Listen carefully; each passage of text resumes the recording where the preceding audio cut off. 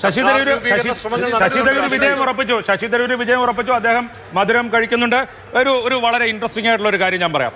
നരേന്ദ്രമോദി പ്രധാനമന്ത്രി വാരണാസിയിൽ 1,50,383 വോട്ടുകൾക്ക് മാത്രമാണ് ലീഡ് ചെയ്യുന്നത് അജയ് റായിയേക്കാൾ. പക്ഷേ ഗാന്ധിനഗറിൽ അമിത്ഷാ ലീഡ് ചെയ്യുന്നത് എത്ര വോട്ടിനാണെന്നറിയോ? 6,91,969 വോട്ടിനാണ് ഗാന്ധിനഗറിൽ അമിത്ഷാ ലീഡ് ചെയ്യുന്നത്. മിക്കവാറും ഏറ്റവും വലിയ ഭൂരിപക്ഷമായിരിക്കും. സൊണാൽ രമൺഭായ് പട്ടേലിനേക്കാൾ, ഇന്ത്യൻ നാഷണൽ കോൺഗ്രസിന്റെ സൊണാൽ രമൺഭായ് പട്ടേലിനേക്കാൾ 6,91,969 വോട്ടിന് പ്രധാനമന്ത്രി നരേന്ദ്രമോദി വാരണാസിയിൽ വെറും 1,50,383.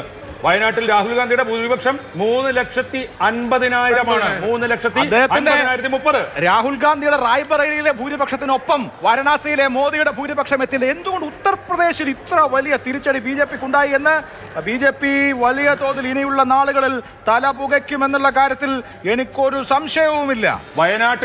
വയനാട്ടിൽ രാഹുൽ ഗാന്ധി വീണ്ടും പോയി മത്സരിച്ചതിനെ പിന്നെയും പരിഹസിക്കുകയും അപഹസിക്കുകയും ചെയ്ത പ്രധാനമന്ത്രിയുടെ സ്വന്തം മണ്ഡലത്തിൽ വാരണാസിയിൽ അദ്ദേഹം വെറും 1,50,000 മാത്രം ലീഡ് ചെയ്യുമ്പോൾ വയനാട്ടിൽ രാഹുൽ ഗാന്ധിയുടെ ഇപ്പോഴത്തെ ലീഡ് എത്രയാണെന്ന് അറിയാമോ? റായ്ബറേലിയിൽ 3,60,559. രാഹുൽ ഗാന്ധി ഇപ്പോൾ ലീഡ് ചെയ്യുന്നത് 3,60,559 വോട്ടിന് 4 ലക്ഷം കടക്കുന്നു.